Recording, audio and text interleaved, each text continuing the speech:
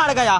But बोले कम से कम एक तो जीतो, लालटेन को जलाओ, कम से कम जंगल राज 2.0 लाओ, तब तक सरकार बनाओ। लेकिन ये बार दोनों हार गया, दोनों। और हम कहे कि 5 साल है राहुल जी बोले वोट चोरी और भाग गए कहाँ? Thailand, Bangkok. अरे राहुल जी थोड़ा काम झूठ बोलो, नहीं तो नस फट जाएगा। अरे राहुल जी बार बार बोलते हैं वोट चोरी। अब राहुल जी ट्वीट करेंगे ईवीएम हैक। अब हमारा उम्र हो गया, हम कंफ्यूज हो गए हैं कि राहुल जी आखिर हो क्या रहा है दिल्ली में। खुद तो डूबे, हमको भी ले डूबे। ये तो जसप्रीत अब लालू जी को ले आए बीजेपी दफ्तर में। लालू जी पहुंचे हुए हैं, जसप्रीत बीजेपी के दफ्तर में लालू जी पहुंचे हुए हैं। मैं और रूबिका यहाँ हैरान हो गए कि लालू जी कैसे पहुंच गए बीजेपी के दफ्तर के अंदर। लेकिन देखिए प्रधानमंत्री कब आएंगे, कितने समय पर आएंगे और क्या कार्यक्रम है प्रधानमंत्री का, जरा बताइए। 6 बजे का वक्त है मेरे ख्याल से। बिल्कुल अमीश, देखिए हम भी हैरान हो गए थे जो आपने कहा कि लालू जी पहुंचे, लेकिन बीजेपी दफ्तर में वो रोते हुए नजर आ रहे हैं, जैसा कि उन्होंने उनकी मिमिक्री की है। आपने सवाल पूछा पीएम मोदी कब आएंगे, वैसे यहाँ पर बताया जा रहा है कि 5 बजे के बाद वो आएंगे और इसी गेट से आएंगे। मैं तैयारी थोड़ी दिखा देती हूँ, मेरे सहयोगी नसीब तस्वीरें पहुंचा रहे हैं। ये देखिए कि सिक्योरिटी यहाँ पर काफी टाइट हो चुकी है।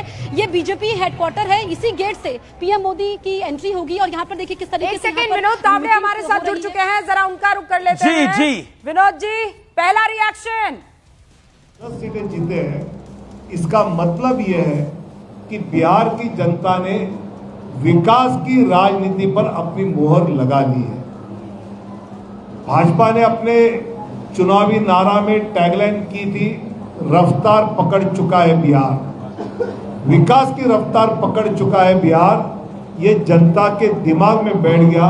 और उन्होंने देखा या एम्स आ रहे हैं, या मखाना बोर्ड आ रहा है, या हाईवेज आ रहे हैं, या वंदे भारत ट्रेन आ रही है, और जिस प्रकार ये विकास बिहार को आगे ले जाएगा, पलायन 13% से कम होकर 3% तक कम आया, ये भी जनता ने देखा। इसलिए हर घर में नौकरी और हर जीविका दीदी को नौकरी वाला लालू जी तेजस्वी का नारा लोगों ने ठुकरा दिया। ये हमने यहाँ जाना है।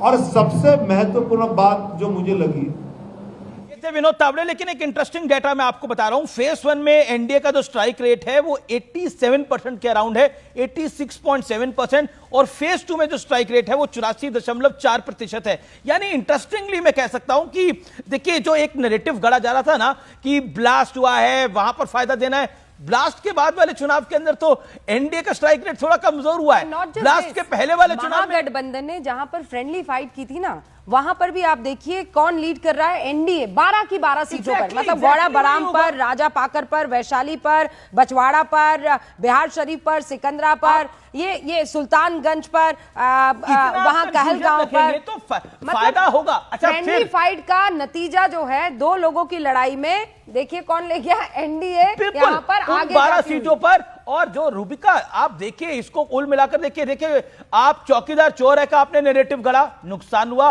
वोट चोरी का आपने नैरेटिव गढ़ा, आपको नुकसान हुआ। कांग्रेस सवाल खड़ा कर रही है। निखिल कुमार है कांग्रेस पार्टी के वरिष्ठ नेता, वो कह रहे हैं कांग्रेस को गवर्नर भी रहे, कांग्रेस को सोचना पड़ेगा अपनी रणनीति के बारे में। ये सीनियर लीडर सवाल खड़ा कर रहे हैं। ब्रेक के लिए रुकते हैं।